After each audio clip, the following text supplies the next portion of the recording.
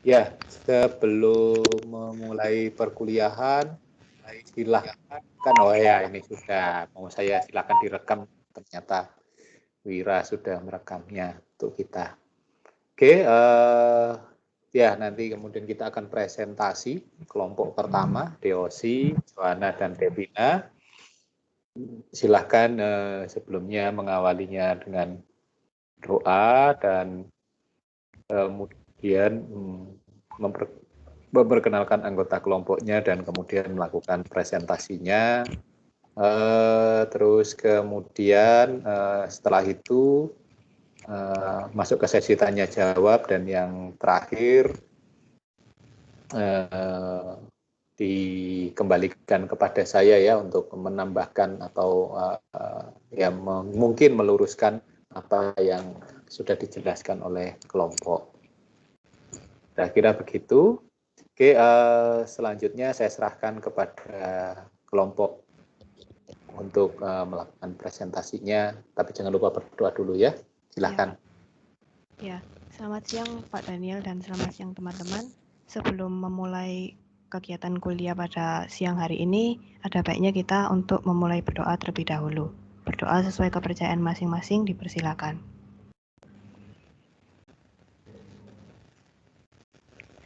Berdoa selesai. Ya, selamat siang Pak Daniel dan selamat siang teman-teman. Kami dari kelompok 1 dengan yang beranggotakan saya Deosi dengan NIM 12-18004, Joanna dengan NIM 12-19-129, dan yang terakhir Devina dengan NIM 12-19-130. Pada siang hari ini kelompok kami akan mempresentasikan mengenai materi tinjauan analisis laporan keuangan. Untuk slide berikutnya akan dijelaskan oleh Joanna.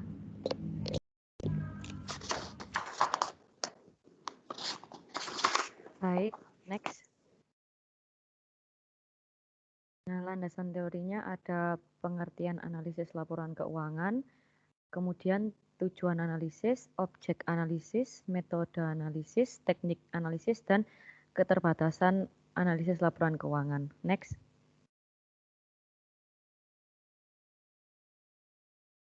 Nah, selanjutnya pengertian analisis laporan keuangan. Menurut Ikatan Akuntan Indonesia tahun 2019, analisis laporan keuangan merupakan alat informasi untuk membantu pengguna laporan keuangan dalam mengambil keputusan. Kesimpulan dari definisi analisis laporan keuangan adalah proses untuk mempelajari data-data keuangan agar dapat dipahami dengan mudah untuk mengetahui posisi keuangan, hasil operasi, dan perkembangan suatu perusahaan dengan cara mempelajari hubungan data keuangan serta kecenderungannya terdapat dalam suatu laporan keuangan. Next.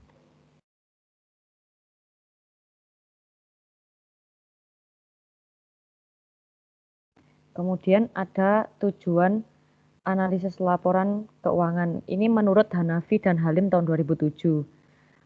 Untuk investasi saham sebagai bahan pertimbangan apakah saham dari perusahaan layak dibeli atau tidak. Karena investor pasti ingin memperoleh tingkat keuntungan yang tinggi dan konsisten dari suatu perusahaan. Kemudian ada kesehatan pemasok atau supplier sebelum melakukan kerjasama dengan supplier. Perusahaan akan juga menganalisis kondisi keuangan, profitabilitas, dan kemampuan menghasilkan kas untuk membayar kewajiban. Kemudian dari kesehatan pelanggan ditinjau karyawan. Analisis ini dilakukan untuk memastikan bahwa perusahaan atau perusahaan yang akan dimasuki tersebut mempunyai prospek keuangan yang bagus. Kemudian ada pemberian kredit. Analisis ini dapat memberikan informasi untuk menilai kemampuan perusahaan dalam mengembalikan pinjaman yang diberikan beserta bunga yang berkaitan dengan pinjaman tersebut. Kemudian ada analisis pesaing. Analisis laporan keuangan juga dapat menggambarkan kondisi keuangan pesaing yang dapat dianalisis oleh perusahaan untuk menentukan kekuatan keuangan pesaing. Informasi ini dapat dijadikan sebagai penentuan strategi perusahaan. Kemudian ada tujuan dari kesehatan pelanggan, digunakan untuk mengetahui informasi mengenai kemampuan pelanggan memenuhi jangka pendeknya. Kemudian tujuan dari pemerintah, Ini digunakan oleh pemerintah dalam menentukan besarnya pajak yang dibayarkan perusahaan atau menentukan tingkat keuntungan yang wajar bagi suatu perusahaan dengan menambahkan persentase tertentu di atas biaya modalnya. Kemudian tujuan analisis internalnya digunakan sebagai bahan untuk menentukan perkembangan perusahaan agar pihak internal perusahaan dapat dijadikan sebagai dasar pengambilan keputusan untuk perencanaan atau untuk mengevaluasi perubahan strategi, dan yang terakhir tujuan dari penilaian kerusakan. Ini digunakan untuk menentukan besarnya kerusakan yang dialami oleh perusahaan. Next. Kemudian ini ada objek analisis laporan keuangan menurut Harahap tahun 2001. Ada analisis laba rugi, analisis laporan posisi keuangan, dan analisis arus kas. Analisis laba ruginya menyorot tren penjualan, harga pokok produksi, biaya overhead, dan margin yang diperoleh. Untuk analisis laporan posisi keuangan, refleksi dari hasil yang diperoleh perusahaan selama periode tertentu dan modal yang digunakan untuk pelaksanaannya. Kemudian analisis arus kas, pergerakan arus kas, dari mana sumber kas diperoleh dan kemana dialirkan. 3 sumber yaitu operasional, pembiayaan, dan investasi. Next.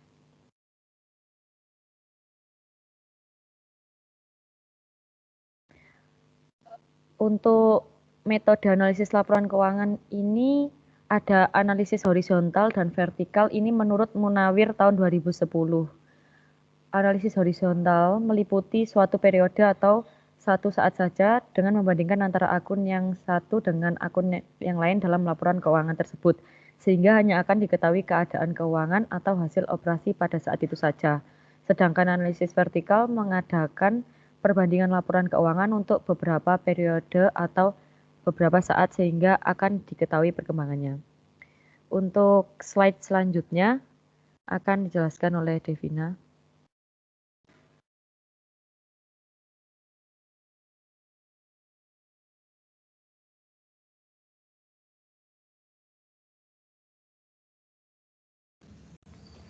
Kemudian saya akan menjelaskan teknik analisis laporan keuangan. Terdapat beberapa teknik yang digunakan dalam penganalisan laporan keuangan, yaitu sebagai berikut. Yang pertama, teknik komparatif atau perbandingan. Analisis dengan membandingkan laporan keuangan untuk 2 periode atau lebih. Kemudian, teknik tren. Tren atau tendensi dari kondisi keuangan perusahaan, apakah menunjukkan kecenderungan tetap naik atau bahkan menurun. Kemudian, teknik common size. Teknik common size sendiri merupakan presentase investasi pada setiap aktiva terhadap total aktivanya. Kemudian, teknik rasio. Teknik rasio sendiri merupakan hubungan dari setiap akun tertentu yang terdapat di dalam laporan posisi keuangan atau laporan laba rugi secara individu atau gabungan dari kedua laporan tersebut. Kemudian ada teknik sumber dan penggunaan dana. Merupakan entitas atau perusahaan dalam mengaplikasikan kebijakan investasinya dan kebijakan finansialnya selama periode tertentu dari kegiatan operasinya. Kemudian ada teknik break-even point. Merupakan menentukan tingkat penjualan yang harus diraih oleh suatu entitas supaya entitas tersebut tidak mengalami kerugian namun juga belum mendapatkan keuntungan. Yang kemudian ada teknik gross profit. Teknis gross profit merupakan penyebab perubahan laba kotor suatu entitas dari suatu periode ke periode lainnya. Dan untuk teknik yang terakhir merupakan teknik DuPont analysis. Merupakan efisiensi perusahaan dalam menggunakan aktivanya dan bisa mengukur tingkat profit atas penjualan yang didapat oleh perusahaan.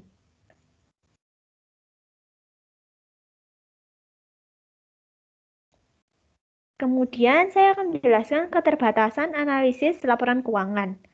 Adapun keterbatasan dari analisis laporan keuangan sebagai berikut. Yang pertama, analisis laporan keuangan didasarkan pada laporan keuangan, sehingga kelemahan yang ada di dalam laporan keuangan harus selalu diingat-ingat.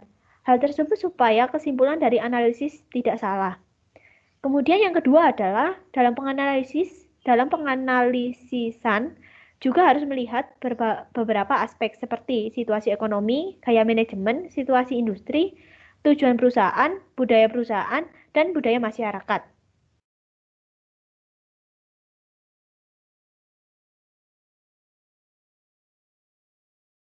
Kemudian yang ketiga, objek dalam proses analisis adalah informasi historis yang mencerminkan masa lalu dan keadaan ini bisa berbeda dengan keadaan di masa yang akan datang.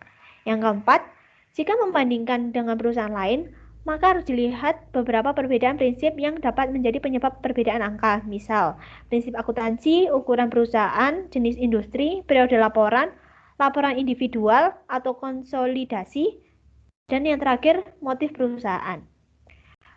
Untuk keterbatasan terakhir yaitu laporan keuangan hasil konsolidasi atau hasil dari konversi mata uang asing harus mendapatkan perhatian khusus. Hal tersebut dikarenakan perbedaan dapat terjadi karena masalah kurs konversi atau metode konsolidasi. Kemudian pada kelompok kami menggunakan studi kasus laporan keuangan CV Semoga Jaya tahun 2015 dan 2016. Berikut merupakan laporan posisi keuangan CV Semoga Jaya tahun 2015 dan 2016 sebagai berikut.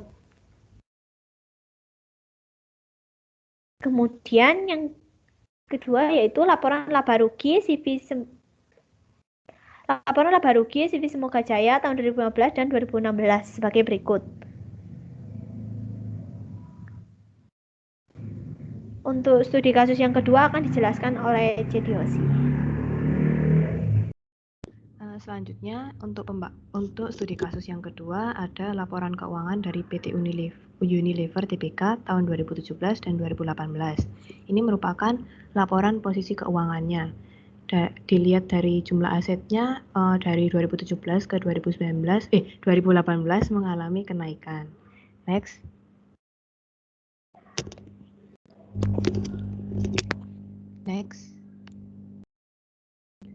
Ya, ini untuk lanjutannya. Kalau dilihat dari liabilitasnya juga mengalami kenaikan. Next. Ini juga labanya. Ini merupakan laba rugi dari PT Unilever Tbk. Dapat dilihat juga mengalami kenaikan. Next.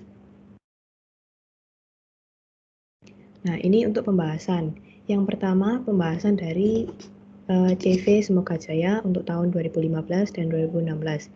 Ini merupakan ringkasan rasio keuangannya. Ada 4, rasio likuiditas, rasio leverage, rasio aktivitas, dan rasio profitabilitas.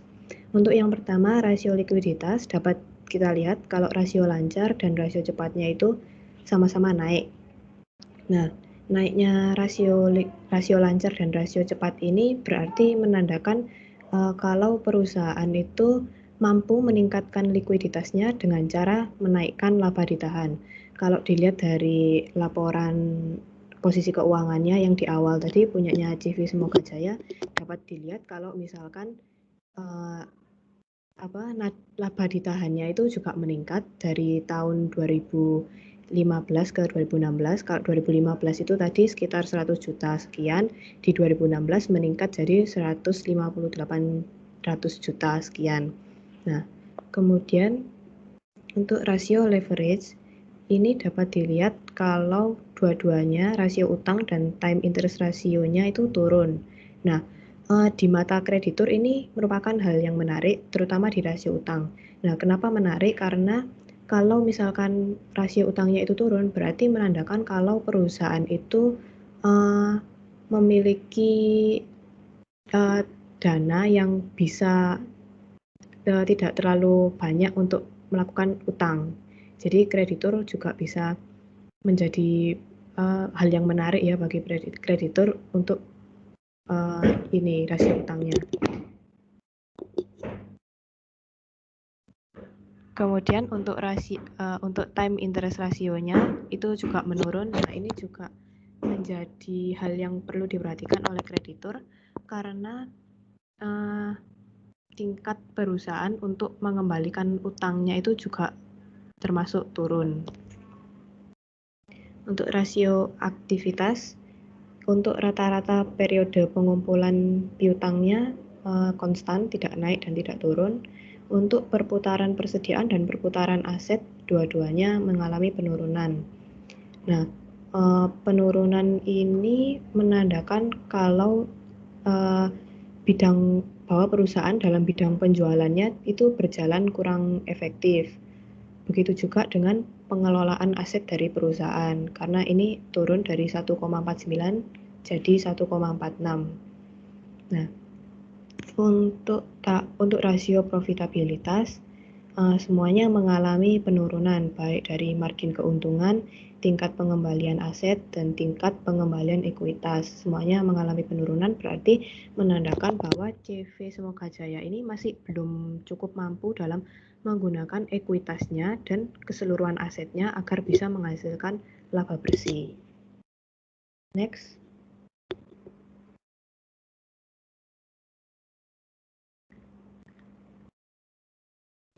Yang kedua, pembahasan laporan keuangan PT Unilever Tbk tahun 2017 dan 2018.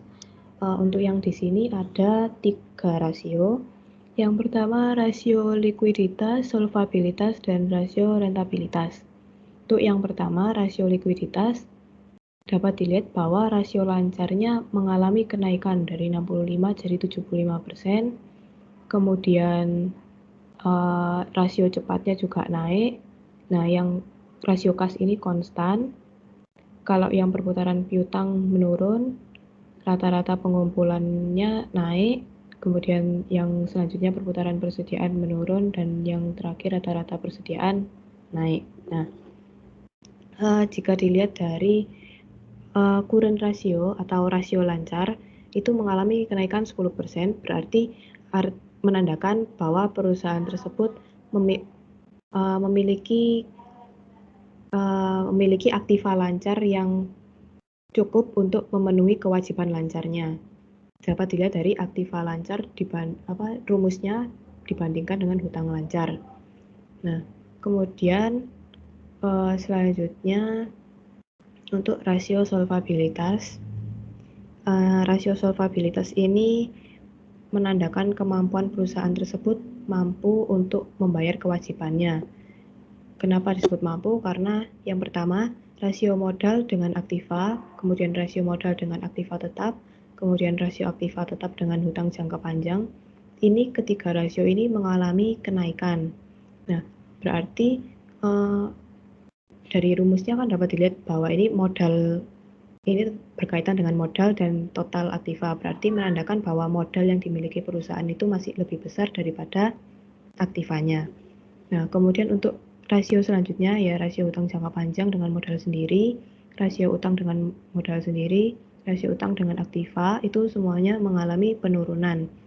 Berarti menandakan bahwa dari antara tahun 2017 ke 2018, perusahaan ini memiliki utang yang berbanding kecil daripada modalnya. Kemudian untuk rasio rentabilitasnya, ini rasio laba usaha dengan aktiva usahanya mengalami kenaikan.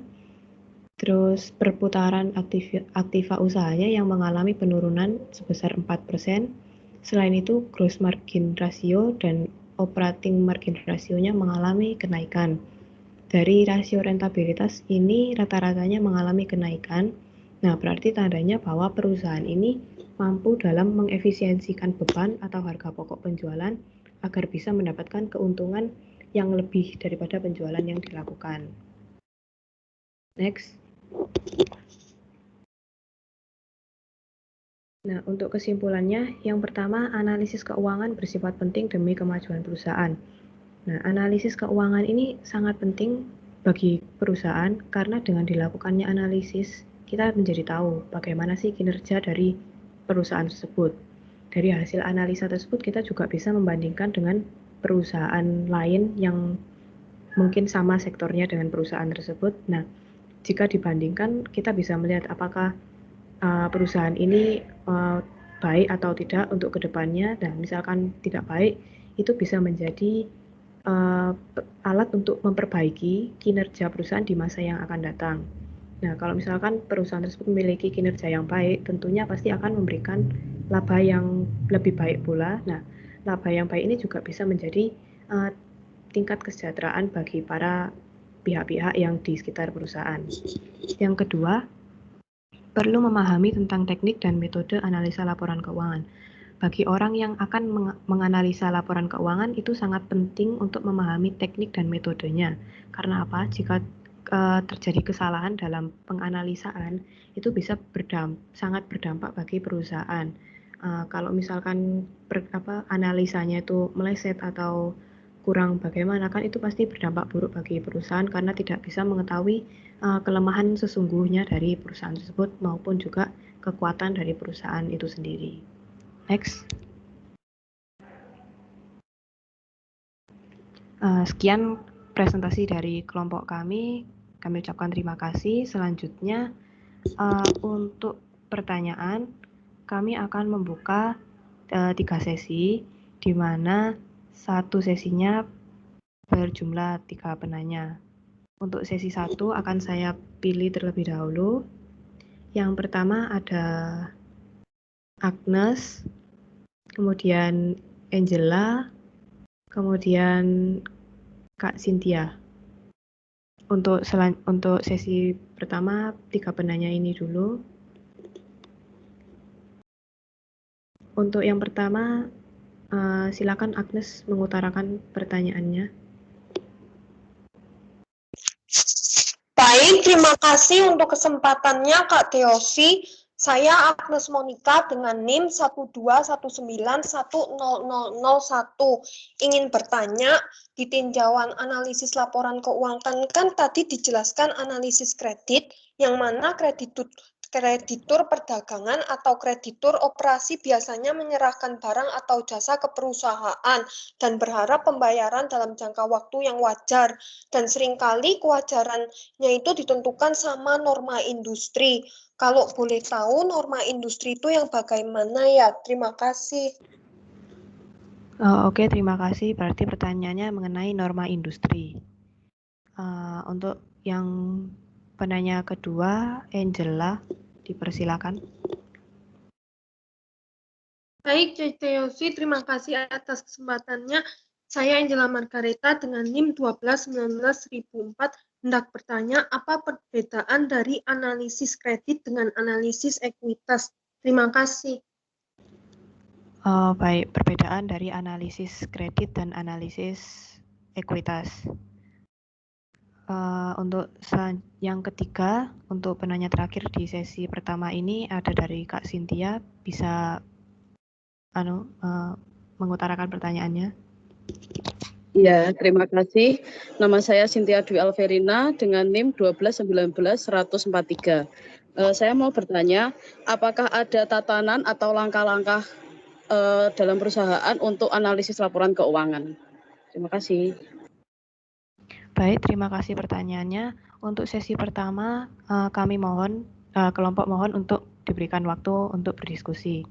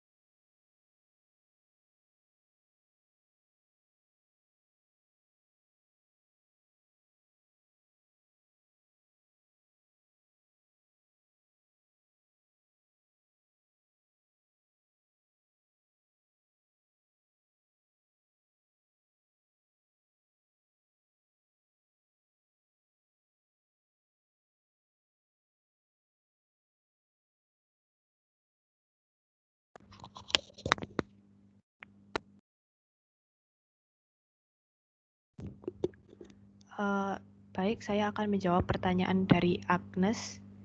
Yang pertama itu menanyakan tentang norma industri ya, Agnes? Ya, benar. Jadi menurut kelompok kami, norma industri itu adalah rata-rata rasio yang dihasilkan dari beberapa perusahaan yang sejenis sebagai bahan pembanding bagi perusahaan yang bersangkutan. Nah, jadi kalau menurut kami itu rasio-rasio yang seperti rasio likuiditas, rasio-rasio yang tadi ada di studi kasus itu diambil kesimpulannya dan dibandingkan dengan perusahaan lain yang sejenis dari perusahaan yang dibandingkan. Misalkan PT Unilever dibandingkan dengan perusahaan apa yang sejenis dengan PT Unilever tersebut, atau misalkan seperti PT Pertamina dibandingkan dengan yang sesama jenis seperti bisnis retail bensin seperti Shell, seperti itu, dibandingkan seperti itu. Begitu Agnes, apakah bisa menjawab? Oh ya, C, sudah paham. Terima kasih banyak, C. Ya, terima kasih.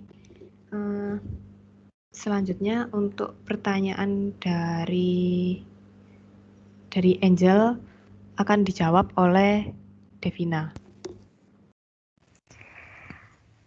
Tadi Angel bertanya perbedaan analisis kredit ya? Halo Ya, Angel.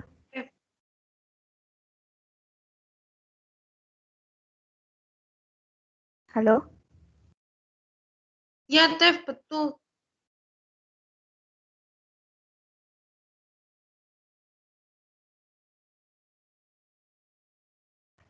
Jadi menurut kelompok kami, perbedaan utama antara analisis kredit dan analisis ekuitas yaitu analisis kredit lebih berfokus kepada sisi buruk resiko, bukan sisi baik potensi. Sedangkan analisis ekuitas bersifat asimetri, di mana harus menilai dua sisi resiko dan potensi. Apakah sudah menjawab, Angel? Ya, sudah menjawab. Terima kasih, Dev. Terima kasih. Untuk selanjutnya, pertanyaan Kak Cynthia akan dijawab oleh Joanna. Baik, untuk pertanyaan Kak Cynthia tadi, langkah-langkah analisis laporan keuangan ya. Kalau menurut yang saya baca di jurnal ID, langkah-langkahnya yang pertama memahami latar belakang data keuangan perusahaan. Itu mencakup pemahaman tentang bidang usaha dan kebijakan akuntansi yang dianut dan diterapkan oleh perusahaan. Kemudian langkah yang kedua, memahami kondisi-kondisi yang berpengaruh pada perusahaan. Itu mencakup informasi mengenai tren atau kecenderungan industri di mana perusahaan beroperasi seperti perubahan teknologi, perubahan selera konsumen, dan perubahan faktor-faktor ekonomi seperti perubahan pendapatan per kapita, tingkat bunga, tingkat inflasi, dan pajak. Nah, selain itu perhatikan juga perubahan yang terjadi dalam perusahaan itu sendiri, seperti perubahan posisi manajemen kunci. Kemudian langkah yang ketiga mempelajari dan mengamati laporan keuangan secara menyeluruh. Ini tujuannya untuk memastikan bahwa laporan keuangan sudah jelas dalam menggambarkan data keuangan yang relevan dan sesuai dengan standar akuntansi keuangan. Dan langkah yang terakhir, menganalisis laporan keuangan. Ini digunakan berbagai metode dan teknik analisis yang dapat menganalisis laporan keuangan dan menginterpretasikan hasil analisis tersebut. Apakah sudah menjawab, Kak Cynthia? Terima kasih, Jo. Ya, baik. Selanjutnya saya kembalikan ke moderator.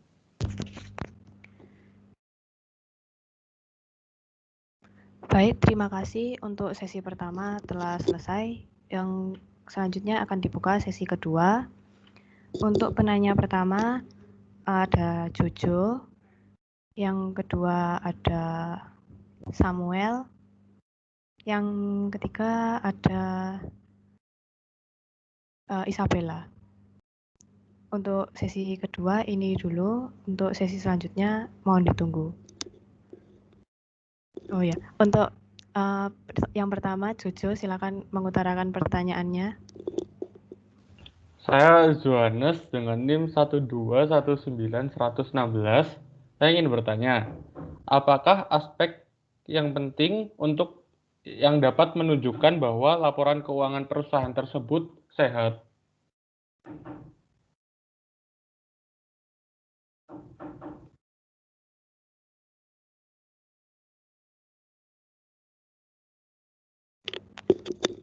Baik, terima kasih. Untuk penanya kedua, Samuel bisa menanyakan pertanyaannya.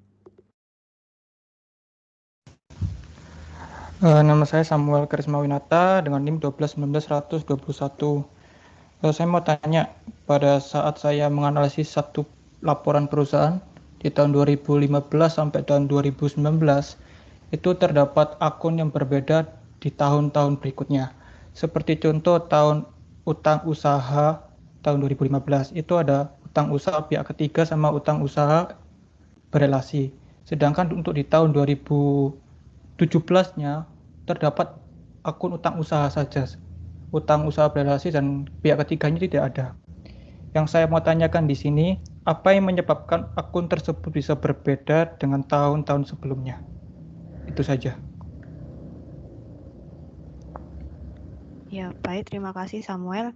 Untuk penanya ketiga, Isabella, silakan pertanyaannya. Terima kasih atas kesempatan yang diberikan. Nama saya Isabella, NIM 1219132. Saya ingin bertanya, apakah ada cara atau rumus perhitungan yang bisa mengukur risiko perusahaan? Jadi perusahaan itu bisa diketahui kayak risiko-risiko yang menghalangi prospek ke depannya perusahaan. Terima kasih.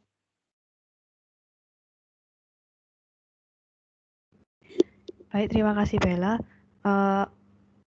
Dari kelompok kami meminta waktu untuk berdiskusi. Terima kasih.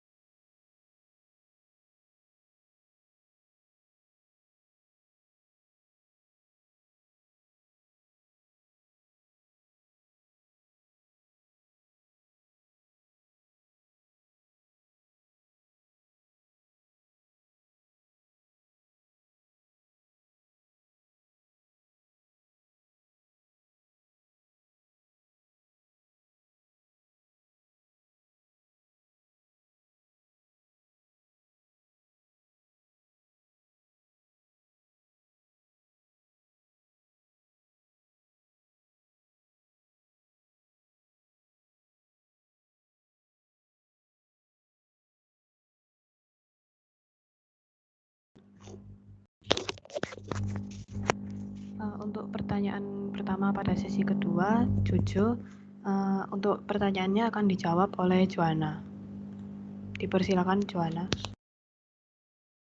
Ya, terima kasih Cediosi. Tadi untuk pertanyaan Jojo, analis perusahaan yang sehat ya. Ciri-ciri laporan keuangan yang sehat itu yang pertama, tingkat pengeluaran tidak melebihi pemasukan. Pastinya idealnya bisnis yang sehat kan memiliki keuntungan yang stabil setiap bulannya. Hal tersebut dapat tercapai apabila jumlah pemasukan melebihi pengeluaran. Kemudian mempunyai dana cadangan. Terkadang hal ini kan sering dilupakan ketika memiliki penjualan yang sangat bagus adalah memiliki dana cadangan. Hal ini mempengaruhi masa depan perusahaan dalam menghadapi hal-hal yang tidak dapat diperkirakan. Oleh sebab itu, kita harus memperhatikan dana cadangan perusahaan melalui laporan keuangannya. Kemudian, ciri-ciri yang laporan keuangan yang sehat dapat dibandingkan. Sebagai pemilik modal ataupun berbagai kepentingan dengan perusahaan, laporan keuangan harus dapat dibandingkan antar periode. Kemudian, ciri-ciri yang sehat selanjutnya, tingkat rasio utang cenderung rendah. Dalam laporan keuangan itu ada 2 jenis rasio utang yang perlu diperhatikan, rasio utang dengan aset dan rasio utang dengan ekuitas. Nah, rasio utang dengan aset ini diperlukan untuk mengukur jumlah aktiva perusahaan yang dibiayai dengan total uang. Sedangkan sebagai pemilik modal, kita kan dapat fokus pada rasio utang dengan ekuitas. Fungsinya untuk melihat seberapa besar utang perusahaan jika dibandingkan ekuitas perusahaan atau pemegang saham. Kemudian, ciri-ciri laporan keuangan yang sehat itu terverifikasi. Segitu jawaban dari saya. Jojo, apakah ada kekurangan atau hal yang ingin ditanyakan lagi? Ya cukup. Terima kasih, Joanna. Ya, terima kasih Jojo atas pertanyaannya. Saya kembalikan ke moderator.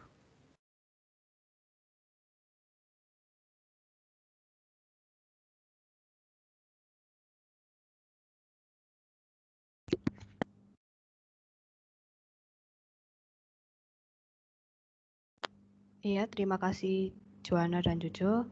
Untuk pertanyaan kedua dari Samuel, dari Samuel akan dijawab oleh Devina.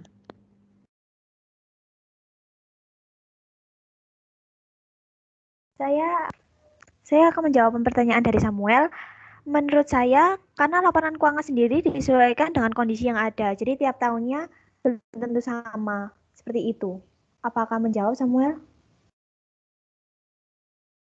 Iya, Devina. Terima kasih. Iya, terima kasih. Untuk selanjutnya, pertanyaan dari Bella akan dijawab oleh C. Deosi.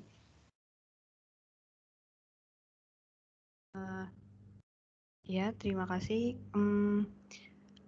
Untuk pertanyaan Bella, cara mengukur dari risiko. Menurut saya, pengukuran untuk beberapa risiko sendiri ada beberapa tipe. Yang pertama, risiko pasar. Itu teknik pengukurannya melalui value at risk atau VAR. Kemudian risiko kredit, teknik pengukurannya credit rating sama credit metrics. Kemudian risiko perubahan tingkat bunga dengan teknik metode pengukuran jangka waktu dan durasi. Kemudian risiko operasional itu melalui teknik matriks frekuensi dan signifikansi kerugian atau VAR operasional. Kemudian risiko teknologi itu dengan teknik analisis skenario. Apakah lumayan menjawab, Bella? Isabella? Iya, sudah menjawab, Cez. Terima kasih. Ya, terima kasih. Selanjutnya, untuk sesi ketiga akan dibuka lagi 3 pertanyaan. Yang pertama ada dari Selina, kemudian yang kedua dari Cut Ayu, ketiga Michael. Untuk Selina bisa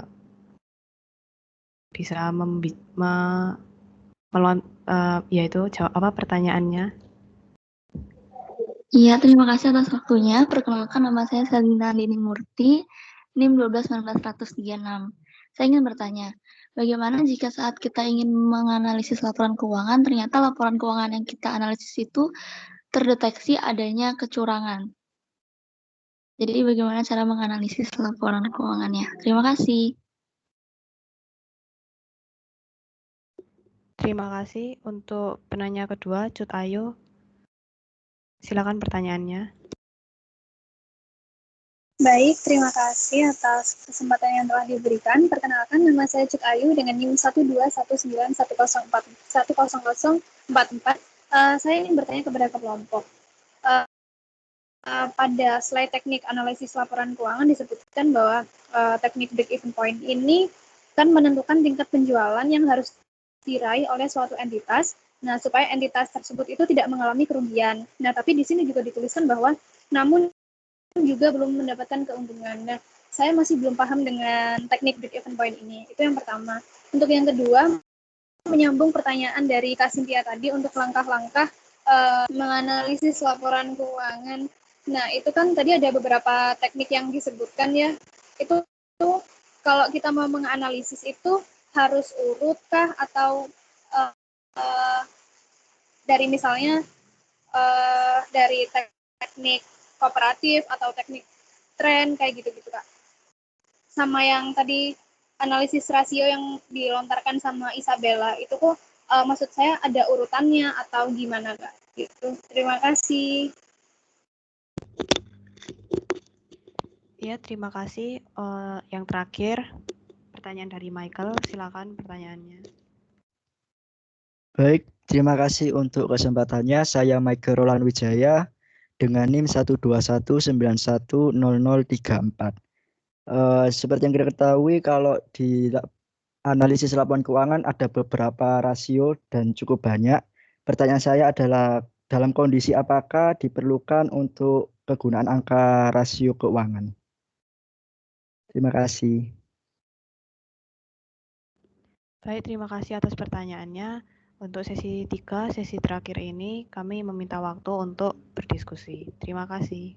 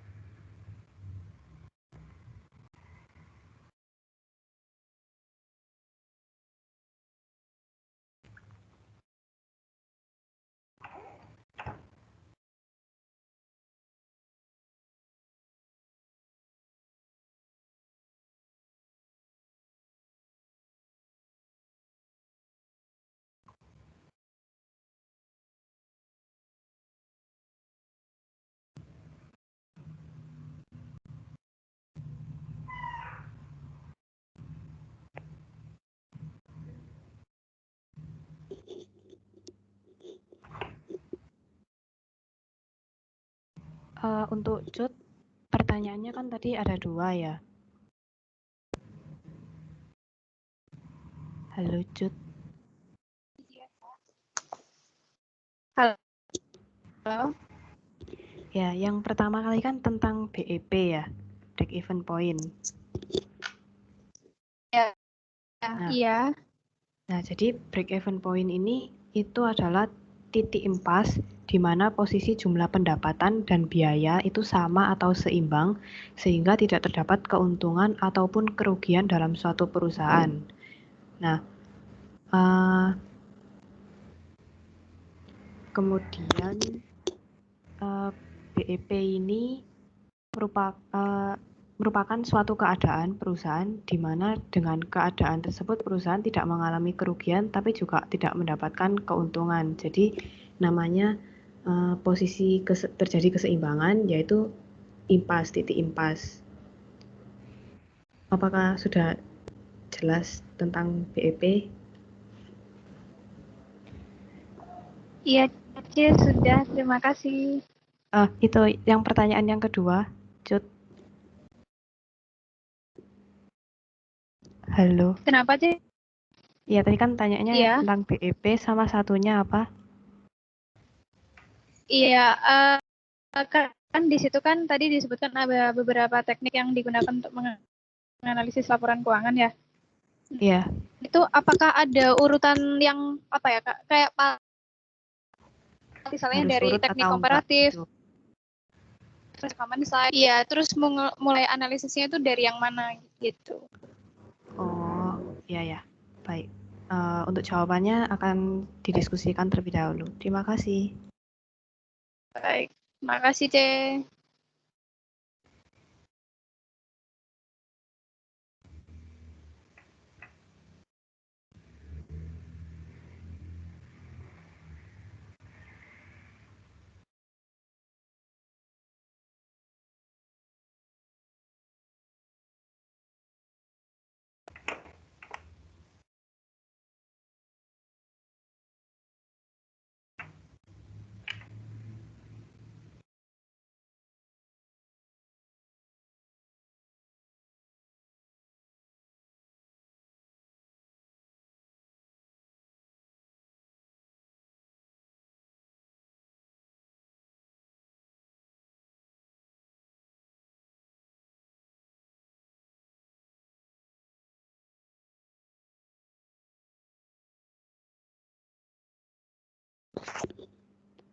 Selanjutnya untuk pertanyaan dari Michael akan dijawab oleh Devina.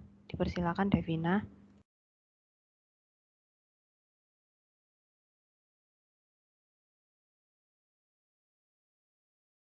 Jadi menurut kelompok saya, kondisi yang diperlukan untuk kegunaan rasio keuangan adalah pada saat sebuah perusahaan ingin mengungkapkan hubungan penting dan menjadi dasar perbandingan dalam menemukan kondisi dan tren yang sulit untuk dideteksi dengan mempelajari masing-masing komponen yang membentuk rasio. Rasio juga diperlukan dalam kondisi yang bagi suatu perusahaan untuk mengetahui apakah rasio likuiditas, struktur modal, dan solvabilitas, tingkat pengembalian atas investasi, kinerja operasi, dalam pemanfaatan aktiva atau tidak hasilnya. Apakah menjawab, Michael? Baik, terima kasih Devina. Terima kasih.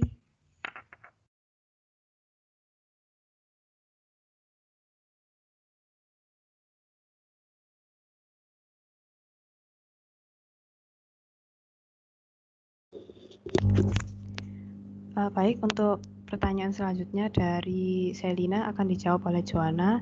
Dipersilakan Joanna. Tadi pertanyaan Selina, bagaimana jika laporan keuangan, cara mendeteksi jika ada kecurangan ya. Menurut fraud, kecurangan fraud atau kan di analisis laporan keuangan ada 2 jenis, ada yang curang, ada karena kecurangan, ada karena error. Nah, jika kecurangan dalam penyajian laporan keuangan dapat dideteksi melalui analisis laporan keuangan, yaitu menggunakan analisis vertikal. teknik yang digunakan untuk menganalisis hubungan antara item-item dengan laporan laba rugi, neraca, atau laporan arus kas dengan menggambarkan persentasenya. Kemudian ada juga dalam analisis horizontal, itu tekniknya menganalisis persentase perubahan item laporan keuangan selama beberapa periode laporan. Kemudian ada analisis rasio, itu alat untuk mengukur hubungan antara nilai-nilai item dan laporan keuangan. Sebagai contoh adalah current ratio, adanya penggelapan uang atau pencurian kas dapat menyebabkan turunnya perhitungan rasio tersebut. Kemudian ada yang penyalahgunaan aset. Nah, variasi pendeteksian kecurangan jenis ini sangat beragam. Metode yang bisa digunakan menggunakan analytic review, statistical sampling, dan vendor or outsider complaints. Satu lagi site visit atau observation. Itu jawaban dari saya. Apakah ada pertanyaan lagi, Selina? Baik, Joanna, terima kasih. Ya, sama-sama, Selina. Selanjutnya saya kembalikan ke moderator. Baik, terima kasih. Yang terakhir, menyambung pertanyaan dari Cut Ayu mengenai teknik analisis. Nah, menurut kelompok kami, teknik analisis ini harus dilakukan secara berurutan, mulai dari yang ada di PPT tadi, teknik komparatif atau perbandingan, kemudian ada teknik trend, common size, rasio, kemudian ada gross profit dan lain sebagainya. Nah, kenapa harus urut? Karena sebagai contoh seperti UAS mata kuliah manajemen keuangan kemarin, itu kan ada, kita juga menghitung tentang laporan keuangan selama 5 tahun ya. Nah, itu kalau misalkan kita tidak dihitung dengan urut, pastinya nggak bisa ya, karena harus ada langkah-langkahnya terlebih dahulu. Jadi yang dibandingkan dulu antar tahun, setelah itu ada hasilnya, terus di common size-kan, ya vertikal horizontal itu, baru bisa dapat seperti BEP-nya, terus kemudian lanjut lagi ke analisis DuPont. Seperti itu. Cut Ayu, apakah sudah menjawab? Baik, C, sudah menjawab. Terima kasih. Baik, terima kasih. Demikian presentasi dari kelompok pertama mengenai tinjauan laporan keuangan. Terima kasih kepada Pak Dan dan teman-teman yang sudah memperhatikan dan mendengarkan presentasi ini. Untuk selanjutnya akan saya kembalikan kepada Pak Daniel. Dipersilakan Pak Daniel. Ya, terima kasih kelompok penyaji pertama yang sudah menyajikan tentang tinjauan laporan keuangan.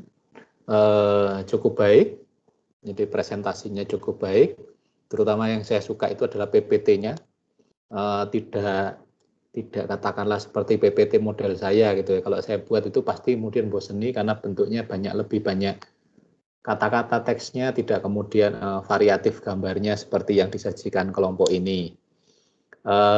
Ya saya katakan cukup baik karena memang kemudian ada beberapa hal yang masih perlu disempurnakan dalam penyajian di makalah terutama.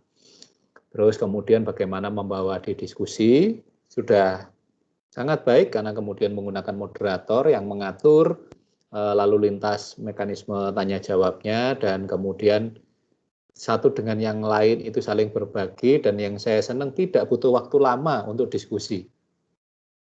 Bisa ketemu jawabannya, entah jawabannya itu baik atau benar ya, itu yang penting kan kemudian ada kecepatan dalam menjawab. Tapi saya pikir dari tinjauan saya sih jawabannya sih relatif baik ya, walaupun ada beberapa yang memang bisa saya sempurnakan karena memang ada mungkin 1-2 hal yang kelewat gitu ya oleh kelompok ini. Tapi saya awali dari apa yang nanti disajikan oleh kelompok ini, dan kemudian kita akan masuk ke pertanyaan satu persatu. Dan tapi sebelumnya saya jelaskan secara umum apa itu sebenarnya analisis laporan keuangan. Nah, sebenarnya dari penjelasan ini sudah bisa ya, karena saya urutkan dari apa yang disajikan kelompok ini. Jadi kelompok ini kan langsung berangkat ke analisis laporan keuangan di pendahuluannya gitu kan. Nah, itu perlu ditambahkan. Nah, kemudian kayak ini, enaknya ngomong analisis laporan keuangan, apa sih yang dianalisis?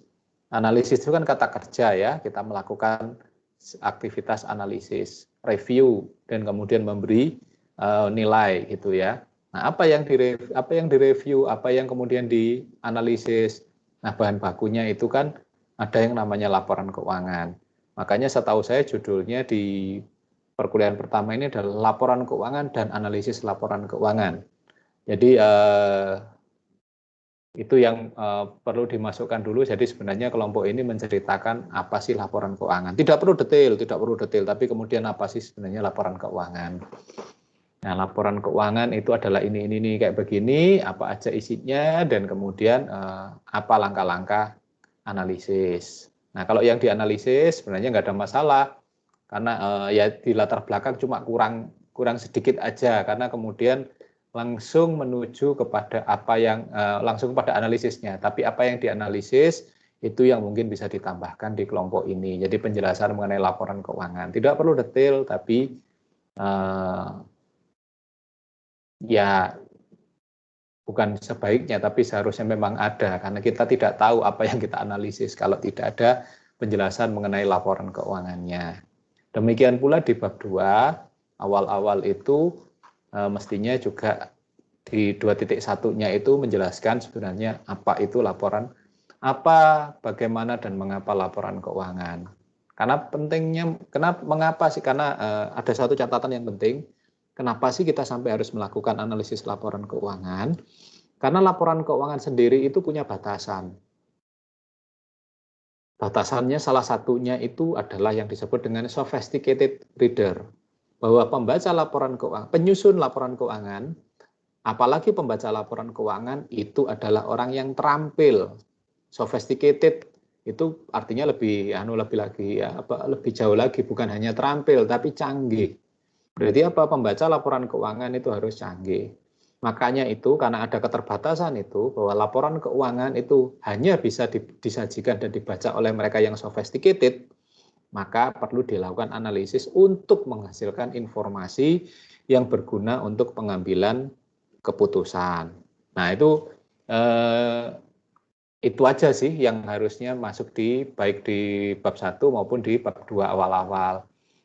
Nah, kemudian yang selanjutnya mengenai laporan keuangan sebenarnya cukup baik disajikan oleh kelompok ini. Jadi sudah mulai menyajikan tujuan dari laporan keuangan, atau mengapa ada analisis laporan keuangan, apa yang dianalisis, terus kemudian bagaimana menganalisisnya ya, metodenya horizontal, vertikal gitu ya. Terus ada komparasi gitu ya. Terus kemudian bagaimana teknik-tekniknya atau alat-alatnya. Nah, ini kemudian bisa untuk menjawab apa yang ditanyakan oleh Cynthia, dan juga menjadi penjelasan apa yang nanti saya tambahkan itu nanti urutannya itu yang ditanyakan oleh Cut. Kemudian keterbatasan analisis laporan keuangan, nah itu sudah ada di sini di kelompok ini, sudah baik sebenarnya menyajikan di bab 2, cuman kurang menjelaskan mengenai laporan keuangannya. Oke, nggak apa-apa. Nah, tapi kemudian ada beberapa kemudian masuk di studi kasus. Nah, ini yang di studi kasus ini sebenarnya banyak catatan dari saya, karena yang disajikan itu adalah dua perusahaan, satu CV Semoga Jaya dan satu lagi itu Unilever. Nah, yang jadi pertanyaan saya kemudian, dan di sini ternyata yang disajikan hanya analisis rasio. Memang tidak perlu detail, karena pendetilannya itu nanti ada pada kita masuk pada diskusi selanjutnya dari kelompok-kelompok selanjutnya. Tapi paling tidak, ya jangan disajikannya terus kemudian hanya 2 perusahaan saja, dan bukan hanya 2 perusahaan, tapi maksudnya bukan hanya analisis rasio dari 2 perusahaan. Jadi seakan-akan Loh teknik yang di atas loh diceritakan banyak, ada 7 atau 8, kok yang di sini cuma rasio tok gitu. Dan lagi kemudian bukan sedikit ya, tapi kemudian mendekatkan pada pertanyaan apa yang disampaikan oleh Agnes. Nah pertanyaannya kan kemudian norma industri, bahwa kemudian yang dibandingkan perusahaan itu haruslah perusahaan dalam industri yang sama. Terus kemudian skalanya relatif sama atau kita membandingkan dengan market leader. Nah ini kan CV Semoga Jaya, saya nggak tahu bisnisnya bisnis apa. Terus kemudian yang saya tahu kalau Unilever itu jelas-jelas dia adalah dia konglomerasi. Unilever produknya fast moving good. Jadi tapi fast moving good-nya itu mulai dari, enaknya omong Unilever itu kan mulai dari kosmetik, bangsanya Lifebuoy dan sebagainya gitu ya, Lifebuoy, terus kemudian Pepsodent, terus kemudian sampai ke produk teh gitu ya, Sariwangi, terus Blue Band gitu ya, makanan, itu kan jauh banget variannya banget. Nah, sedangkan CV ini saya nggak tahu CV ini bergeraknya di bidang apa. Kayaknya kok membandingkannya seperti membandingkan antara perusahaan yang gurem dibandingkan dengan gajah gitu ya, kayaknya kok jauh banget gitu. Mending kalau sama-sama penguasa industri. Kalau CV biasanya satu kota, boleh aja kita bandingkan dengan perusahaan go public, tapi kan ya tahu diri dong kita itu siapa, dalam tanda petik membandingkannya. Jadi sepertinya tidak apple to apple gitu ya, tidak kemudian seimbang karena yang satu itu sangat besar, kemudian yang satu itu sangat kecil. Walaupun sebenarnya analisis rasio itu adalah untuk mengatasi yang besar kecil tadi. Karena dibuat perbandingan. Karena apa? Belum tentu perusahaan yang besar, yang sudah mapan, itu hasilnya lebih baik ketimbang perusahaan yang lebih kecil. Tapi kalau kemudian dilihat isi laporan keuangannya kan jauh banget, karena kemudian apa yang disajikan oleh perusahaan yang go public ini, apalagi Unilever, salah satu perusahaan terkuat di Indonesia, itu standar akuntansinya aja sudah menggunakan IFRS, sedangkan CV itu menggunakan etap.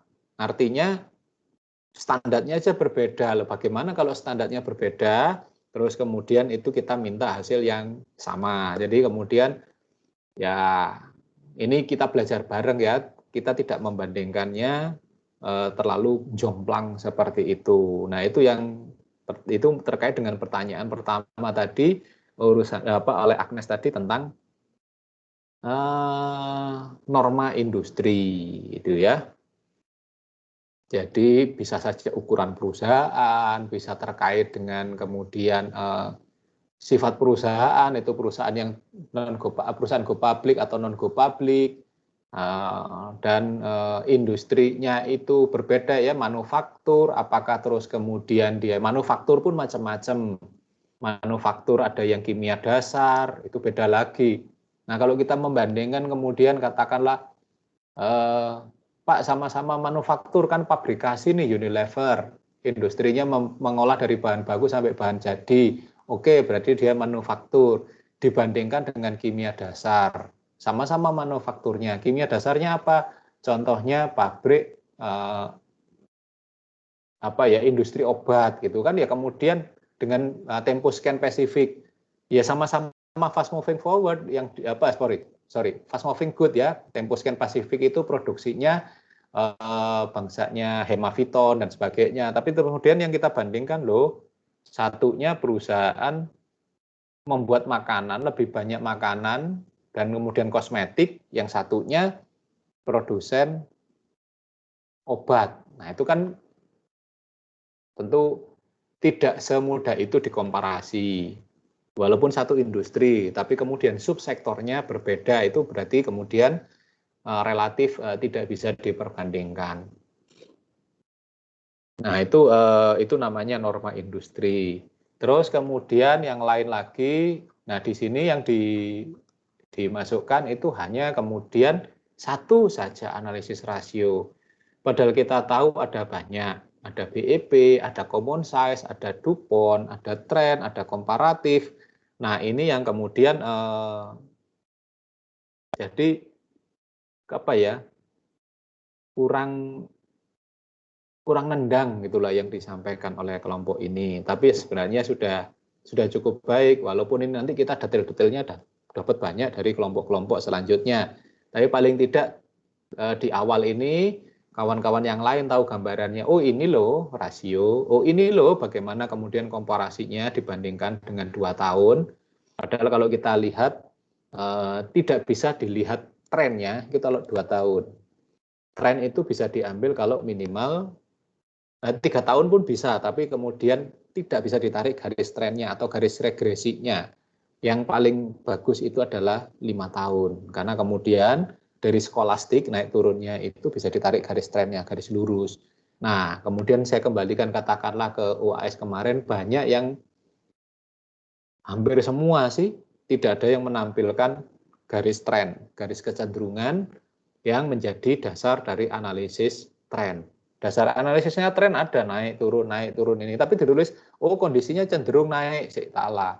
Garisnya mana untuk membuktikan bahwa kemudian garis itu bisa muncul. Itu di Excel-nya ada kok. Kemudian kita itu terus kita tambahkan trend analysis, kelihatan nanti garis trennya atau garis regresinya.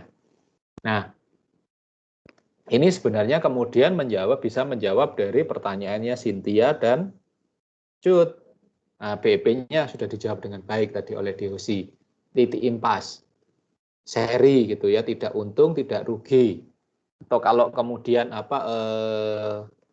bahasanya mungkin teman-teman yang suka bola itu seri gitu ya, pertandingannya seri 0-0, 1-1, 2-2 atau apa gitu ya.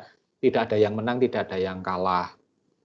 Sehingga makanya kalau kemudian di sepak bola itu harus ada kalau final gitu biasanya ada tambahan waktu, terus kemudian ada sudden death ya, adu penalti untuk menentukan siapa pemenangnya gitu ya. Tapi kalau di analisis ini ya namanya analisis BEP, titik impas. Itu ya Cut ya. Sudah dijelaskan dengan baik sih oleh DOC. Kalau bahasa yang mungkin bahasa pasaran ya. Kalau bahasa pasarannya itu ini biasanya para penjudi gitu yang suka gitu ya. Oh, aku ini pekpo, gak menang gak kalah gitu ya, gak menang gak kalah. Atau kalau bahasa yang lebih kerennya lagi mbopok gitu ya. Nggak ada yang nggak menang nggak kalah, cuma habisin waktu aja di meja judi gitu ya. Oke. Nah, bagaimana langkah-langkahnya? Nah, langkah-langkahnya sebenarnya bisa ditentukan seperti yang disampaikan oleh DOC, ada tahapannya. Tapi yang disampaikan DOC tadi kebalik, karena seharusnya itu analisisnya selalu vertikal dulu yang jadi awal. Makanya di analisis di tugas itu selalu menggunakan common size dulu, vertikal, membandingkan antar item, vertikal dulu. Kemudian setelah vertikal itu ketemu, nanti kemudian dilakukan analisis horizontal ya modelnya rasio itu. Nah kemudian setelah itu vertikal, horizontal, itu kemudian dicari komparasinya, kecenderungannya, perbedaannya antar waktunya, antar tahunnya. Nah, tahapannya begitu. Jadi vertikal, horizontal, terus kemudian komparatif.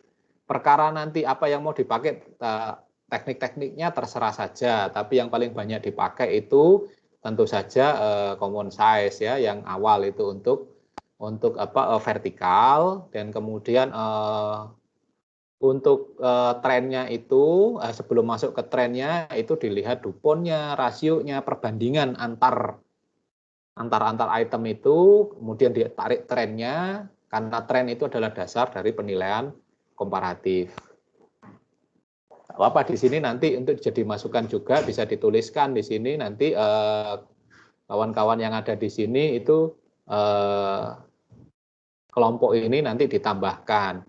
Kalau memang ada kesulitan ya nggak apa-apa juga, tapi urutannya harus dituliskan ya, ini loh analisisnya. Tapi saya sudah masukkan di pembahasan untuk diperbaiki analisisnya, urutannya apa gitu ya.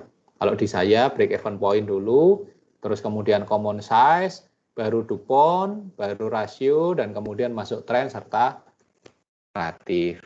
Oke. Nah, ini yang di kelompok ini. Selanjutnya sih tidak ada yang penting ya, kecuali di kelompok ini memang ada beberapa yang kemudian kok nggak ada referensinya ya. Nah, tentu saja terus kemudian di bab penutupnya itu kesimpulannya ALK-nya rasio apa analisisnya apa aja sih? Itu jangan kemudian analis kegunaannya ini, tapi alat-alatnya itu ditunjukin juga sebagai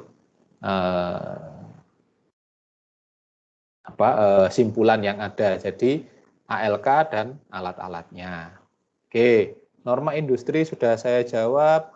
Nah, kemudian apa yang saya masuk kepada pertanyaan dari kawan-kawan yang ada di sini. Kemudian menjelaskan mengenai analisis kredit dan ekuitas. Saya pikir sudah dijawab oleh kelompok ini ya. Jadi kemudian sebenarnya analisis kredit dan ekuitas beda. Walaupun itu sebenarnya kelompoknya jadi satu ya, kelompok ekuitas. Di situ ada utang, ada kredit, ada kemudian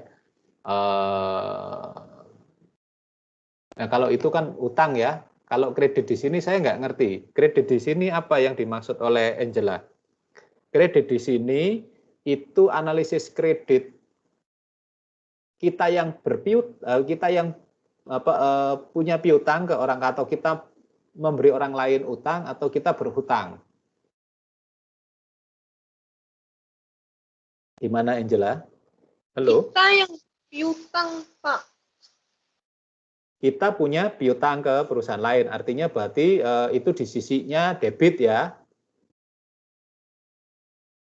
Iya, Pak. Nah, kalau itu sih analisisnya pasti beda banget. Karena yang satunya adalah sifatnya debit, berarti apa? Berarti kita piutang, kita memberi pinjaman ke orang lain, sehingga analisisnya adalah analisis kredit. Berbeda banget dengan kemudian apa yang di sisi ekuitas, karena di ekuitas adalah sisi kredit. Sebenarnya kemudian analisis yang lebih dekat itu adalah analisis komposisi antara utang kita, utang pinjaman kita kepada orang lain, dan berapa yang modal yang kita miliki, modal sendiri ya. Nah, ini sebenarnya masuk di analisis sumber dan penggunaan dana. Analisis sumber dananya dulu. Analisis sumber dananya. Jadi kita itu gitu, di perusahaan itu ada sources and uses of fund. Sebenarnya kita belajar manajemen keuangan, ALK ini ngomongin itu. Saat kita ngomong sumber dana, itu kemudian secara teori itu ada namanya pecking order ya. Sumber dana kita itu dari mana? Sumber dana kita itu ada dua.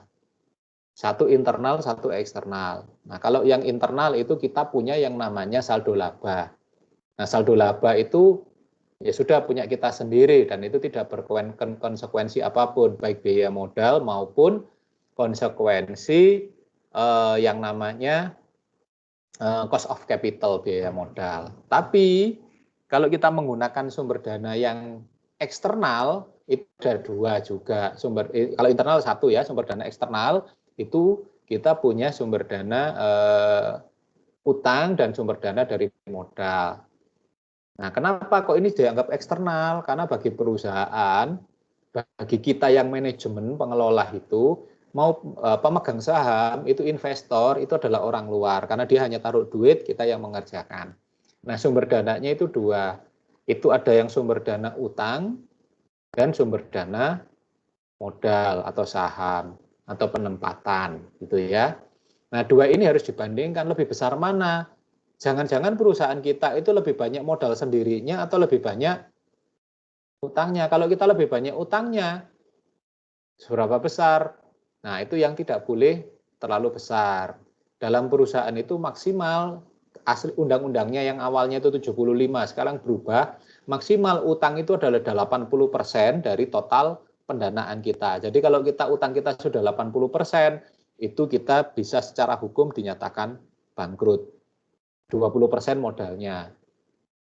Berapa berarti minimal? Kalau angka minimalnya, kalau secara bukan rumus tapi pendapat umum, kalau kita itu punya hutang di bawah 20%, di bawah 25%, mending sekalian nggak usah hutang.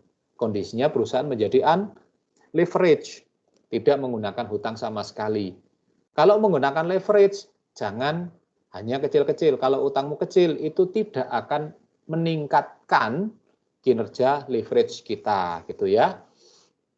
Nah, itu analisis itu jadi beda. Kalau di sini kalau kredit, analisis kredit dan analisis ekuitas sangat jauh bedanya karena satunya di sisi debit, satunya itu adalah hasil dari operasi, satunya itu adalah sumbernya. Jadi satunya itu sumber, satu penggunaan dana. Tentu saja tidak bisa dibandingkan secara langsung gitu ya.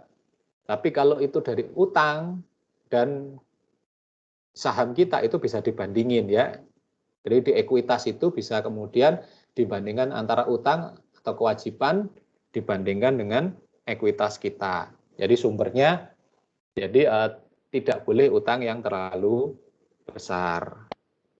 Nah, langkah-langkah tadi sudah di kelompok tadi menyampaikan langkah-langkah awalnya, tapi sebenarnya ditanyakan oleh Cynthia itu dipertegas oleh Cut ya, tahapan-tahapannya. Kalau tahapannya itu vertikal, horizontal, dan komparasi. Perkara tekniknya ada di dalam situ, setiap orang punya gayanya, tapi urutannya biasanya seperti itu, vertikal, horizontal, dan komparasi. Apakah ada undang-undangnya, ada aturannya? Tidak. Ini hanya kebiasaan. Karena apa? Ya kebiasaan yang enak ya kita bandingin dulu, di dalam 1 tahun itu, baru kemudian antar tahun. Dari antar tahun, baru kemudian kita tahu kinerja kita ketemu trennya, baru kita bandingin kita sendiri dengan perusahaan lain. Itu ya. Jadi begitu kira-kira urutannya. Nah, kemudian Johannes, apakah informasi kesehatan perusahaan? Yang paling sederhana itu kita belajar tentang 3E. Anak akuntansi harus hafal. Jangan mengatakan, oh kita itu harus efisien dan efektif. Selama ini kan begitu ya. Banyak orang yang mengatakan efisien dan efektif. Berarti apa?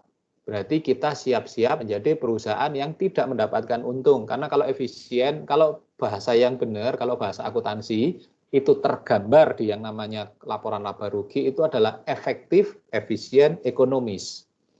Yang namanya makanya 3E. Yang dikatakan efektif itu apa?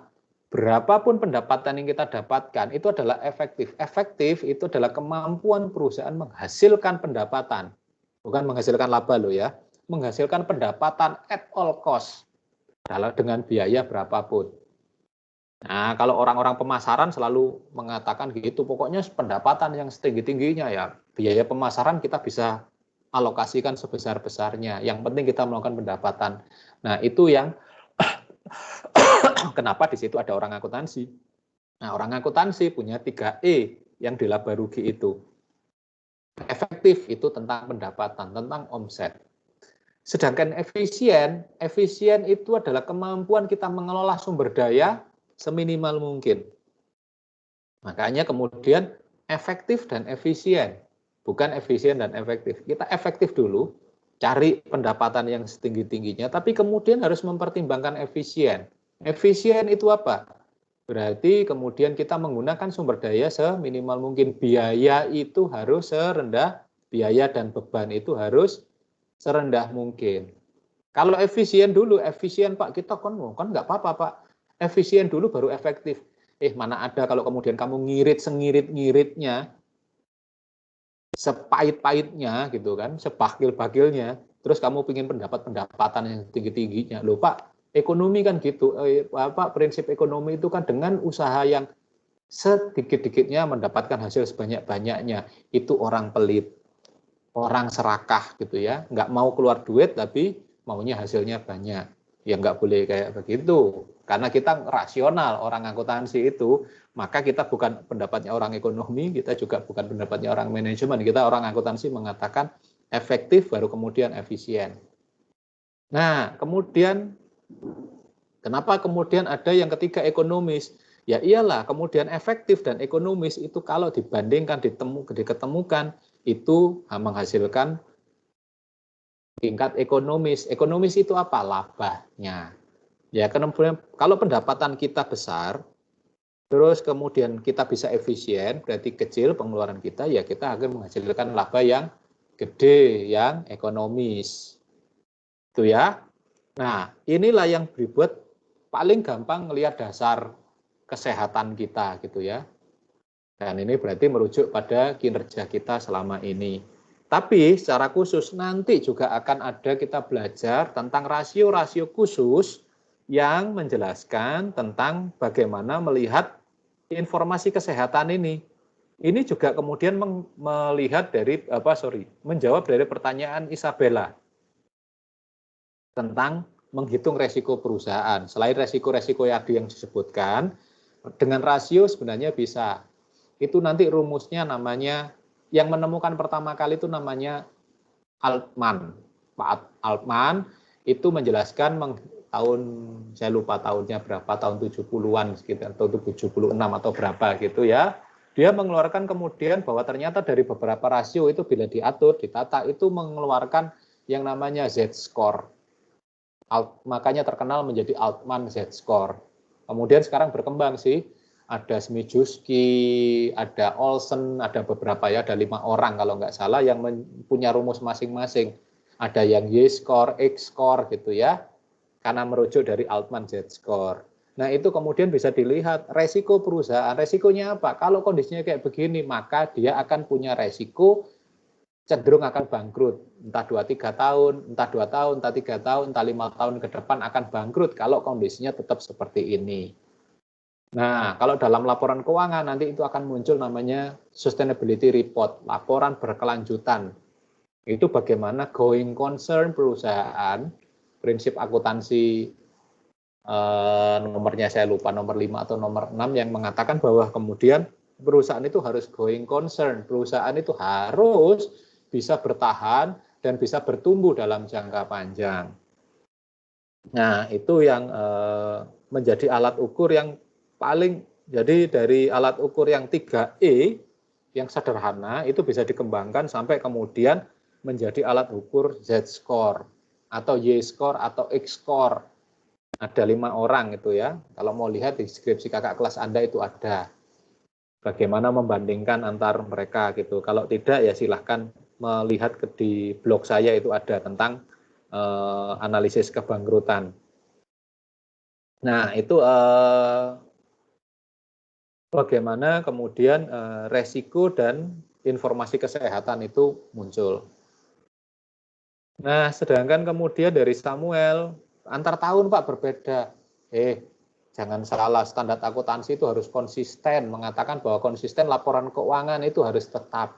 Kalaupun berubah, berarti harus dilihat ada yang namanya penyesuaian ke belakang maupun ke depan. Jadi retrospektif dan prospektif. Jadi kalau merubah satu standar aja laporan keuangan, itu bisa kemudian perusahaan tetap harus melanjutkan laporan keuangan dengan standar dengan metode yang sama sampai akhir tahun, dan kemudian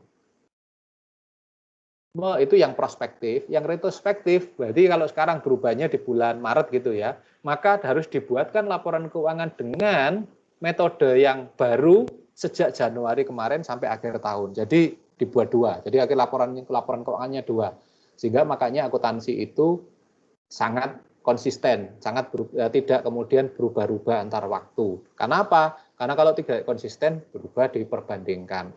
Sangat sulit diperbandingkan. Nah, menjawab pertanyaannya dari Samuel tadi, loh Pak, tapi kan saya ada Pak di kasus saya kemarin, ternyata ada yang di tahun ketiga, tahun keempat itu ada yang pihak berelasi utangnya dan kemudian yang satu lagi tidak berelasi. Jadi bukan seperti yang dijawab oleh siapa tadi, oleh Joanna, bahwa kemudian beda kondisinya. Nah, kalau itu beda kondisinya, beda banyaknya memang. Tapi kalau standarnya, metodenya nggak boleh, harus tetap sama. Loh Pak, tapi ada yang kemudian ada piutang usaha pada pihak berelasi dan pihak ketiga, dan kemudian dianggap piutang usaha. Karena ada perubahan di standar akuntansi, kita nggak usah membagi piutang itu pada pihak itu berelasi, pihak berelasi itu kan berarti bisa ada perusahaan, bisa induk perusahaan kita, bisa rekanan kita, atau kepada pihak ketiga itu orang lain. Nah, kalau kemudian dengan IFRS itu standar yang baru diperbaiki semuanya kan disederhanakan. Ya kalau kita punya utang ke orang lain, masalah itu utangmu itu kepada rekanan bisnismu, hopingmu, kepada pihak ketiga yang kamu nggak kenal sama sekali, atau perbankan dan sebagainya, itu nggak ada masalah. Yang penting utang ya utang, harus akui aja gitu ya. IFRS itu kan menyederhanakan semuanya gitu ya. Jadi kemudian tidak perlu dibagi detail-detail, walaupun nanti itu di penjelasannya sebenarnya ditulis di mana, tidak perlu muncul di laporan keuangan, tapi di catatan laporan keuangan. Kalau Anda teliti gitu ya, nanti coba Samuel cek ini kan dikompilasi ya, pihak relasi, keuangan dan sebagainya ada berapa, katakanlah ada 5. Cek aja nanti di catatan atas laporan keuangan. Ini dijadikan satu di laporan keuangannya, tapi pasti akan muncul di catatan atas laporan keuangan. Ini loh dari ini, utangmu pada ini, pada ini, pada ini, pada ini. Pasti muncul itu di catatan atas laporan keuangan. Tapi secara laporan keuangan tidak perlu dimunculkan di depan. Karena semuanya dibuat lebih sederhana. Tapi di catatan atas laporan keuangan itu pasti muncul. Nah, gitu ya. Jadi bukan berbeda, sebenarnya sama. Yang penting kan di situ ya utang aja, kita ke orang lain ya utang, nggak perlu dijelaskan. Penjelasannya di mana? Di catatan atas laporan keuangan. Makanya kalau laporan keuangan dengan IFRS itu jauh lebih sederhana tampilannya, 2 halaman, 3 halaman gitu ya. Tapi catatan atas laporan keuangannya lebih panjang, lebih detail. Nah itu nanti derita Anda sebagai akuntan gitu ya. Anda nanti bekerja dengan cara yang bukan hanya menyajikannya sederhana, tapi menceritakannya kemudian dan di dalam catatan laporan keuangan itu lebih panjang lagi. Nah, terus kemudian ada Selina, bagaimana ALK terhadap fraud? Itu tadi agak ini ya, agak berbeda jawabannya. Kalau kemudian jawabannya itu kan tadi kan ALK yang laporan keuangannya itu terindikasi fraud. Tadi jawabannya itu di kelompok ini tadi kan laporan keuangan yang bagaimana mengindikasi fraud dalam laporan keuangan. Jadi ya kayak ada kebaliknya sih, ya nggak apa-apa sih. Tapi juga dijawab dengan benar. Kalau fraud itu indikasinya pakai ini loh. Tapi sebenarnya yang ditanyakan oleh Selina, kalau saya tidak salah tangkap, itu kan kalau laporan keuangannya ternyata sudah fraud, terus gimana analisis rasionya? Analisis laporan keuangannya. Ini sudah laporan keuangannya bias, kita buat analisis laporan keuangannya kan jadi lebih bias lagi. Ya, memang sebaiknya kemudian tidak dilanjutkan kalau kondisinya fraud. Tapi ya kan fraud itu kan kalau kita sudah menemukannya dalam artian kita sudah laporan keuangan disusun nih, kemudian audit internal kan melakukan identifikasi awalnya. Kalau ternyata kemudian tidak ditemukan fraud, ya sudah kita lakukan analisis. Tapi kalau sudah ditemukan fraud, mending disuruh memperbaiki dulu, baru kemudian dibuat analisisnya. Kalau itu salah saji. Tapi kalau salah sajinya material ya tetap aja, karena namanya salah saji ya. Tapi kalau sengaja, seperti yang tadi di kelompok ini katakan, kalau ada kesengajaan, ya kita harus kemudian buat ke audit fraud-nya dulu sebelum kemudian melakukan analisisnya. Jadi dicari dulu penyebabnya, siapa orangnya, modus operandinya seperti apa. Itu nanti seperti yang saya tandai ini, nanti Anda kuliah di semester 7 itu ada mata kuliah pilihan sih, tapi kalau ada yang mau ambil itu akuntansi forensik dan audit investigatif. Itu nanti tentang bagaimana kemudian kita melihat identifikasi fraud di semester 7, tapi santai aja, masih 3 semester lagi ya. Nah, itu yang kemudian bisa dilakukan saat kemudian fraud bila terjadi. Jadi harus dinilai fraudnya, diperbaiki, baru kemudian dibuat ALK-nya. Tapi kalau tidak tahu ya sudah, bablas saja buat laporan buat rasionya. Ternyata kemudian baru ketahuan ke belakang setelah itu ada fraud, ya sudah, wong namanya sudah terjadi dan kita tidak tahu. Terus bagaimana katakanlah untuk kalau kemudian kita curiga ada fraud, bagaimana mencari dengan rasio? Tadi sudah dijelaskan oleh Devina kalau nggak salah, pakai rasio ini bisa ketemu gitu ya. Nah, pertanyaan terakhir dari Michael, kegunaan analisis rasio. Saya punya bukunya yang nulis itu namanya Foster, buku tentang financial analysis atau analisis laporan keuangan. Foster itu dapat gelar doktor karena dia merangkum seluruh rasio-rasio yang ada sampai saat itu ya, sampai tahun 80-an, 86 kalau nggak salah, dari tahun 70-an sampai 86, kemudian itu dia kumpulkan. Ternyata jumlahnya ada 250, sampai sekarang saya ingat jumlah totalnya, 256 rasio. Jadi ada semacam banyak itu. Tapi rasio ini kemudian dikelompokkan ada sampai kemudian belasan gitu ya. Nah, tapi yang paling umum yang kita pakai itu hanya bukan hanya ya, tapi 5 ini dianggap fundamental, dianggap yang paling dasar. Satu itu likuiditas. Kelompok likuiditas itu tentang bagaimana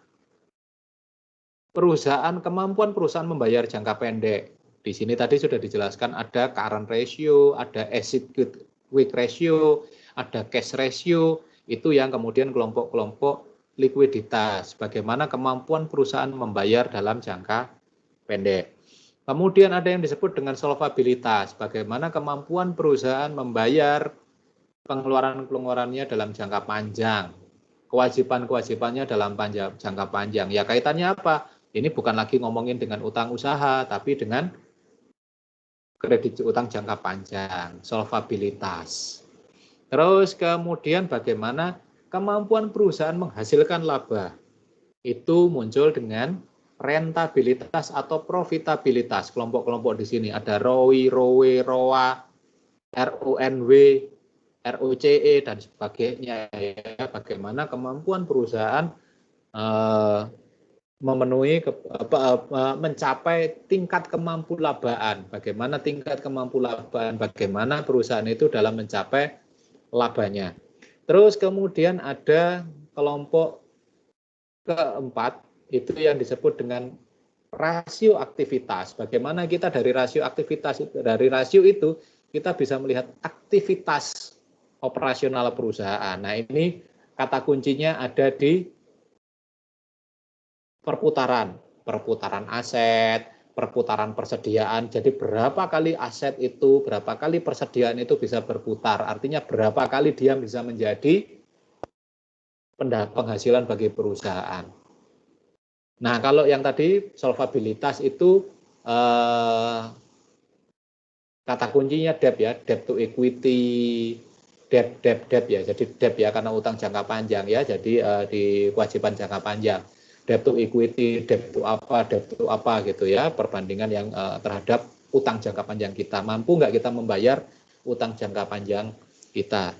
Terus yang kelima, kelompok yang kelima itu adalah kelompok yang nilai pasar. Ini urusannya dengan saham kita. Jadi ya EPS ya, earning per share gitu ya. Terus kemudian earning per share, terus kemudian dividen per share, DPS itu ya. Pokoknya yang baginya itu share. Nah, ini kelompok yang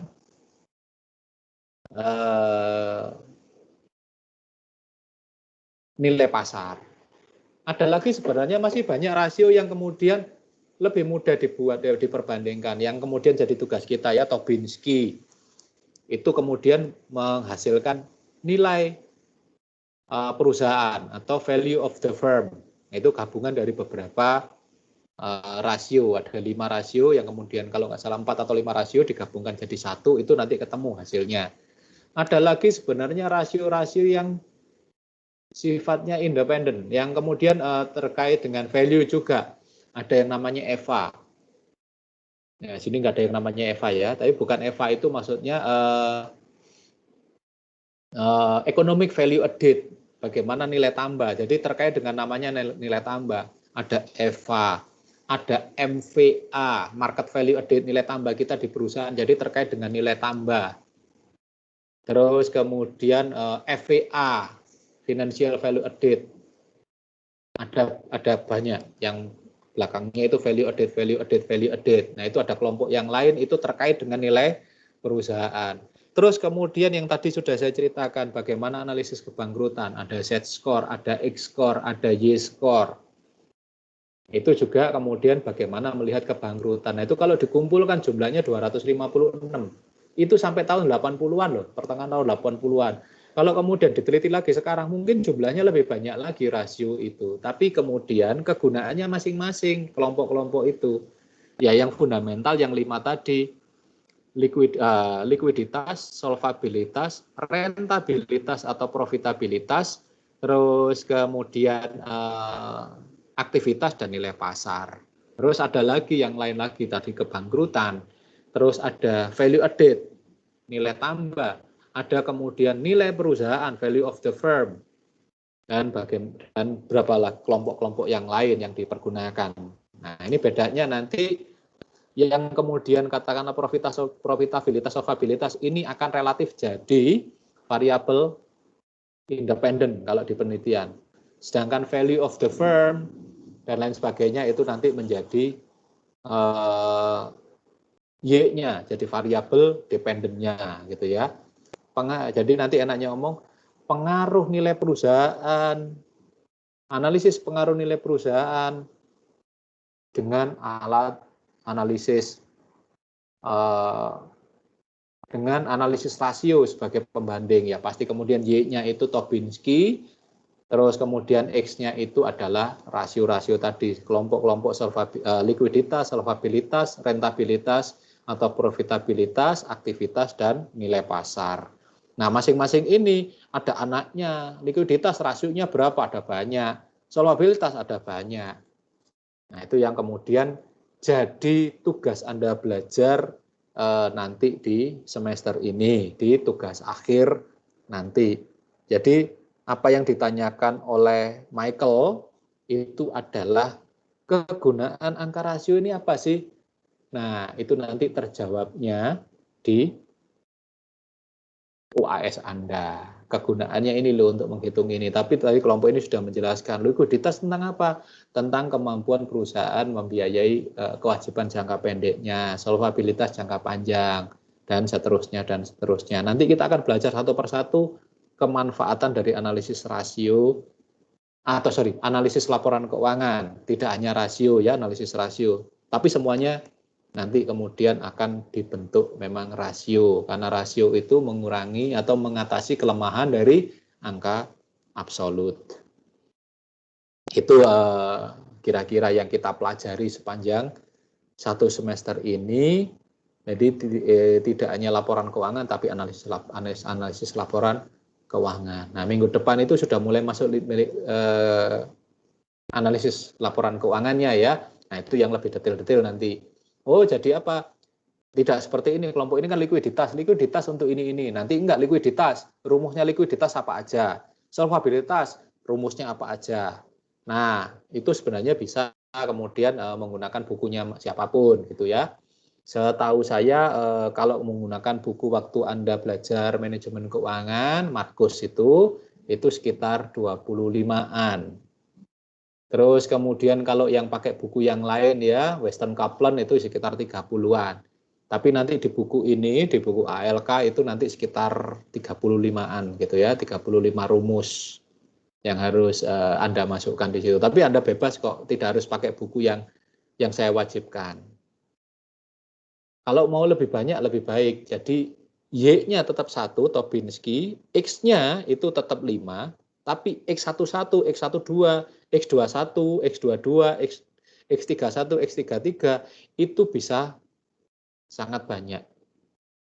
Ya kalau kita merujuk bukunya Foster aja ada 256. Pak, saya tambahkan Pak, Z-score Pak. Jadi terus kemudian saya tambahkan Pak nilai tambah. Oh enggak hanya 5 Pak, jadi saya pingin variabelnya 6 atau 7. Ya silahkan kalau Anda pingin menambah. Tapi yang Anda wajib, yang jadi wajib ke saya itu cuma 5. Dan kemudian komparasi, oh Pak, di sini kan ada komparasi. Nah komparasinya kan sudah kinerja dan kondisi perusahaan A dan kondisi perusahaan B kan dikomparasikan. Mana yang lebih tinggi, mana yang lebih rendah dari trennya masing-masing. Angka tahun itu dari 2 perusahaan. Itu ya. Jadi kira-kira itu yang menjadi pembelajaran kita sepanjang 1 semester ke depan. Dan kelompok ini sudah memulainya dengan baik. Saya apresiasi bahwa kemudian ada yang perlu ditambahkan, iya, tapi kemudian ya seperti biasanya kelompok ini penyaji pertama pasti kemudian menjadi yang terbaik sepanjang 1 minggu ke depan. Kalau di minggu depan tidak kemudian menyajikan lebih baik dari kelompok ini, tentu saja tetap juara bertahannya masih di kelompoknya Deosi, Joanna, dan Devina, gitu ya. Harapannya sih lebih baik, gitu ya. Tapi kelompok ini sudah memberikan sudah memberikan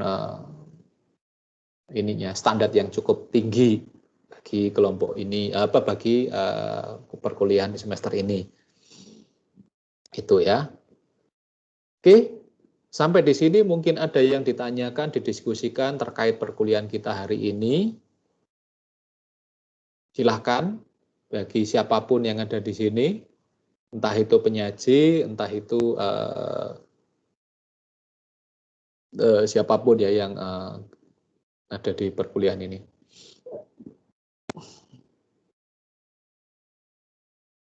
Ada yang ingin ditanyakan? Sudah, Pak. Apa? Nggak ada? Nggak Sudah ada. cukup ya, Deosi? Iya. Oke. Ya, nanti setelah ini saya kirim kepada kelompok ya untuk direvisi, diperbaiki, juga nanti disesuaikan dengan PPT-nya yang nanti kemudian dikumpulkan pada ketua kelas bersama dengan UAS. Jadi tapi kalau lebih enak dicicil mulai dari sekarang ya, sedikit demi sedikit gitu ya. Apalagi masih awal-awal gini kan belum banyak tugas yang lain ya, Deosi ya. Iya, Pak. Kalau saya sudah dari mulai minggu kedua langsung sudah full throttle gitu ya, gas penuh. Oke. Ada yang lain? Mungkin kalau tidak ada yang lain yang ditanyakan, yang didiskusikan, oke, saya cukupkan sampai di sini perkuliahan hari ini. Untuk minggu depan, siapa yang maju? Kelompok saya, Pak. Bentar, ini kok belum muncul namanya. Biasanya keluar bunter-bunternya. Siapa tadi yang ini? Alex, Pak. Oh, Alex. Nah, Ya. ini biasanya keluar bundernya gitu kalau ngomong. Nah, ini keluar bunder warna birunya gitu ya, Alex yang akan presentasi tentang Tapi minggu depan libur, analisis. Pak. Tanggal merah. Oh iya, minggu depan libur ya. Isra Mi'raj. Berarti tanggal 18, 2 minggu lagi. Oh, enak Alex punya waktu 2 minggu. Oke, makasih, Pak. Iya, kalau nggak lebih baik dari kelompok yang sekarang, nanti berarti ya punya waktu 2 minggu kok. Masa tidak bisa lebih baik. Oke, kalau tidak ada yang lain lagi, terima kasih untuk perhatiannya, terima kasih untuk partisipasinya, dan terima kasih untuk presentasi yang menarik yang sudah disajikan oleh kelompok dan diskusi yang cukup intens ya dari kelompok ini. Kalau memang nantinya tidak hanya 9, mau ternyata yang nanya banyak Pak, yang ingin nanya ada 12, ada 15, semuanya mau saya jawab, boleh silahkan. Oke ya, saya tidak membatasi waktunya. Oke, selanjutnya kita akan tutup perkuliahan ini dengan doa. Mari kita berdoa menurut iman kepercayaan masing-masing untuk berkat dari Tuhan sepanjang perkuliahan ini dan sepanjang perkuliahan kita ke depan. Berdoa, dipersilahkan.